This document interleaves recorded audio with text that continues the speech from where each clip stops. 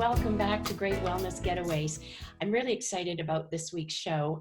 We're talking about one of the top travel getaways taken place through all of the pandemic, and that is camping and getting out to wide open spaces with fewer places. My guest today is Joss Penny. He's the Executive Director of the BC Lodging and Campground Association. We have worked together for many years. I've had the good fortune of working with Joss, where we've profiled the association and many of their members in my Great Getaways column that was with the Sun and Province for years, and on Global TV and on my radio show. And now I'm really happy to be doing it on our podcast. So big warm welcome to you, Joss. Nice to see you. Cheryl, thank you for inviting me. Looking forward to talking to your audience. Yes, it's going to be interesting because when I say that lodging and campgrounds in particular became the it girl this summer, you really did. Like that part of our tourism segment was going crazy as of, I think, the spring before even level 3 hit. Is that true? Well, we had two items that helped us. One was that we were declared a non-essential health service. And so what we did was we had to house a number of snowbirds that had to return early from the United States. They came back in their RVs. They had to self-isolate. We had the ability to put them on self-contained sites. And so that was phase one. Then the second thing that happened was that in phase two, when we aligned with BC Parks, which opened June the 1st for overnight camping for locals only, that gave us a huge spur at that point in time with local business. Well, and when you say, again, there's two opportunities there. I know we were hearing in the news a lot about the opportunity for the snowbirds to stay longer. Did that cause some issues? Were there many that came back up and were isolating and then decided, heck, if we can, we're going to stay? Well, some of them were forced to stay because what happened was after the spring break, BC Parks, rec sites, and Parks Canada weren't open. And normally BC Parks were open. As you remember, we had a beautiful, beautiful week during spring break. And suddenly people said, wait a minute, we're under a pandemic. It's safe to go camping. It's isolated. We're with my family. We're with our group. We're keeping a distance from everyone. And they headed out to provincial parks. I don't think that was the anticipation that their behavior would be that way. And so that's why it led to BC Parks being closed. And then they didn't reopen again until phase two, which was, as you know, June the 1st. And that created a lot of business for the private sector because the snowbirds were sort of forced to be in place because they couldn't go to the United States. They couldn't travel to provincial parks. They couldn't stay at recreation sites. They couldn't stay at Parks Canada because that didn't open until June the 24th. So now they were forced to actually stay in situ, which was with the private sector. Did that affect your organization? Did you find that all of a sudden you were scrambling to get information out and work with the different government levels and entities to help get this information across to the public? I think from the point of view of the RV snowbirds, it wasn't too much of an issue because they were able to take up the slack that was missing. I mean, what happened is that the local business wasn't there, nor was the international travel, nor was the US travel. It was just the RV snowbird business in March and April. And then in Victoria long weekend, we began to see some people trying to sneak out. The message to our members was, no, we're aligned for overnight camping. There's no non-essential travel until June the 1st. And so that's what we did. We aligned with that. So really, it didn't create an issue for us because we had some form of revenue coming in from these snowbirds. Wonderful. Well, it's interesting because, you know, I live on the Sunshine Coast now, having moved over here almost 9 years ago. And we saw it that long weekend in March, and we continued to see it here, even though it wasn't publicly acceptable. The ferry numbers increased dramatically. We saw RVs on the ships. We saw campers coming, and it's continued right up until now. And we're recording this interview just heading into Thanksgiving. So I'm quite surprised in a sense, but I guess you wouldn't be, because that pent-up demand to get out is there. And if people could rent an RV or get their camping gear thrown together, I mean, the sales must have been tremendous in the camping area of retail marketing. Well, the RVDA of Canada tells us that sales have never been as strong. But I think if you look at it from the perspective of what the advice was coming from the provincial health officer, it was stay in small groups, you Mhm. know, within your bubble. And to do that by maintaining a safe distance, one of the things you could do is jump in your car or jump in an RV, go to a campsite which is self-contained, and usually they're 40 feet by 60 feet. You're a distance away from your neighbors, so everything sort of fell in place that it actually you can self-isolate, you can distance from people, and yet you can still enjoy the outdoors. So I think that's what the message sort of got out to people. We saw that for the very first time when the Discover Camping System opened in May 25th. We Mhm. had over 11,000 people on our website that day, the campingrvbc.com website. We've never, ever had that many in one day. And that was the pent up demand because people were open to renting and booking. And that was just from British Columbians because, as you know, BC Parks only allow British Columbians to reserve on their reservation system, and the Albertans weren't allowed to travel until after the June the 1st date. Was there any fallout from that at all after once it got going? People, it just, I'm asking because it seemed just in the news and talking to people as well that were camping, it was so exciting to hear people say, I got a spot, no, way more than you normally have. You could usually drive up to many places throughout the province and find somewhere for the night. But I don't know, obviously the pent up demand was there. And I think it was even a higher level of elation, wasn't it, for people to actually get a spot? Yes, and I think part of that was because we changed our practices at the beginning.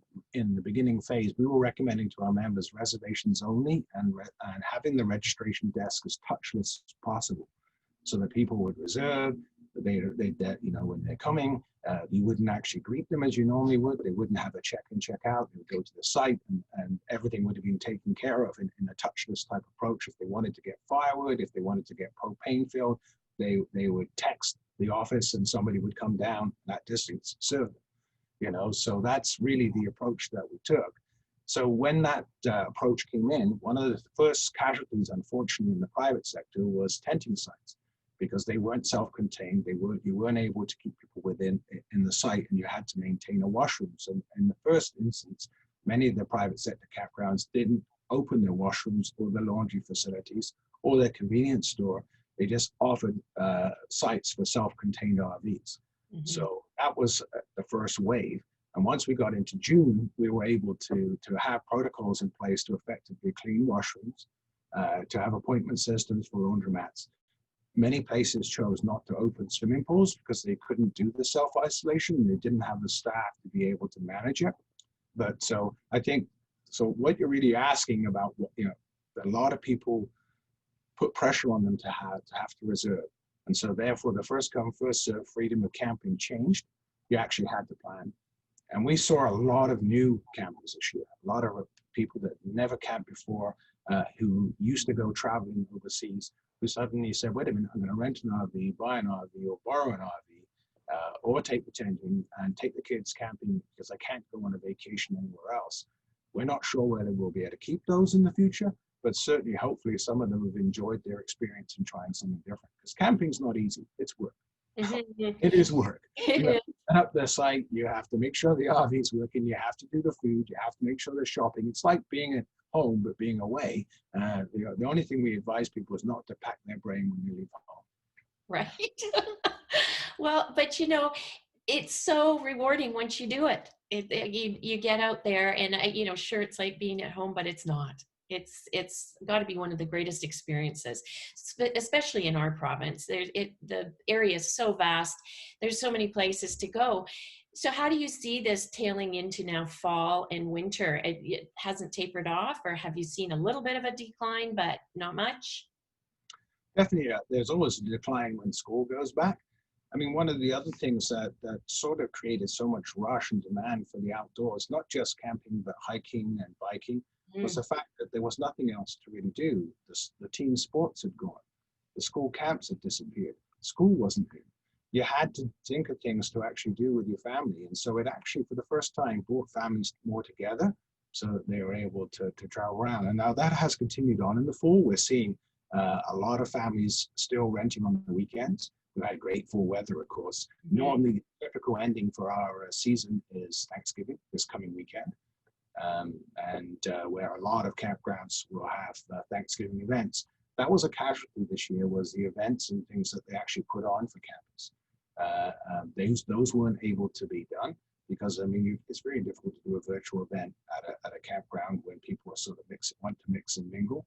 So And that who was wants to do some s'mores over a video camera, right? It's yeah. just not the same. But that's a really interesting point. Um, so as you say, you're traditionally wrapping up around Thanksgiving, but I know your website, which is tremendous. The information there for anybody just tuning in is campingrvbc.com. It's got everything you need to know and actually more. I was really quite impressed with how robust the site is right now. It's coming into winter too, faster than we think. I saw an ad for Christmas the other day and almost got sick, but it's coming. So, what are you doing for the winter time? Have some of your members and your stakeholders have they stepped up and said, we figured this out. We could do this actually through the winter if people want to bring their campers or their RVs. We already have about 100 members that operate during the winter. They operate year round. They've traditionally operated for the RV snowbirds, and, Right. and they're mainly Vancouver Island, your area, Sunshine Coast, Lower Mainland, and the Okanagan. But what we've seen this year is that because some of the campground operators themselves can't go south themselves because they normally are snowbirds and they close, they're actually considering opening up some of their sites that they can easily winterize. That's ones with deeper water and with a pedestal that could be heated, so heat tape can stop things freezing.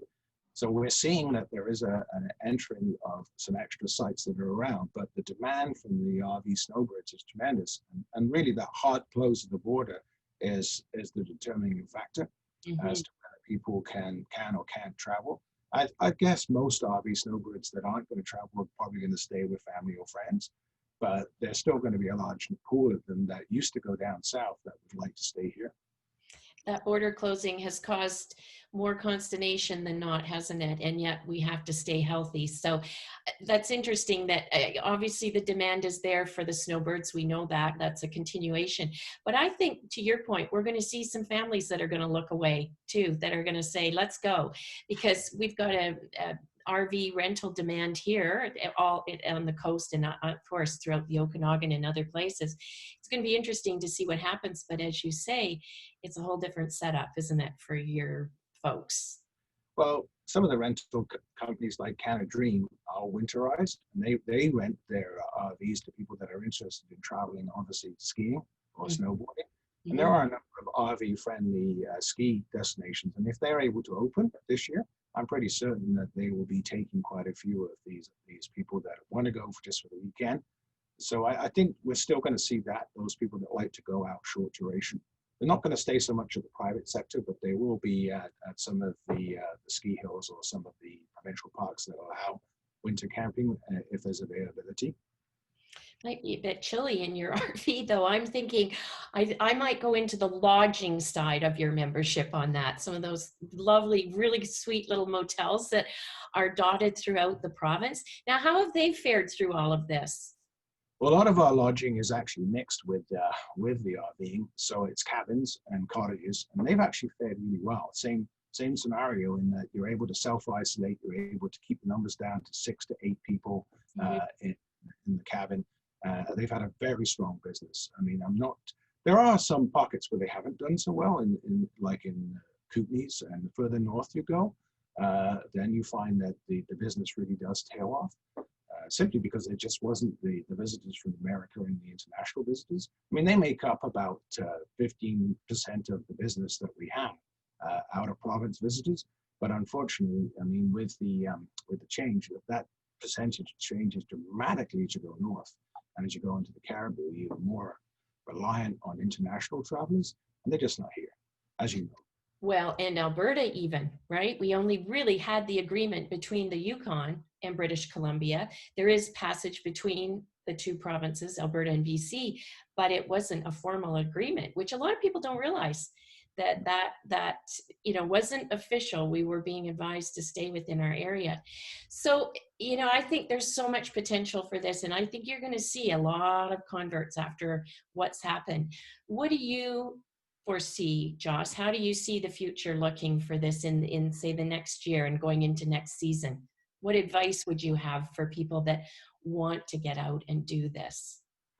Well, certainly what I'm going to say is that we're going to see a tremendous amount of pressure again. If the border remains closed, there's going to be pressure for spots, and we've got a number of new converts.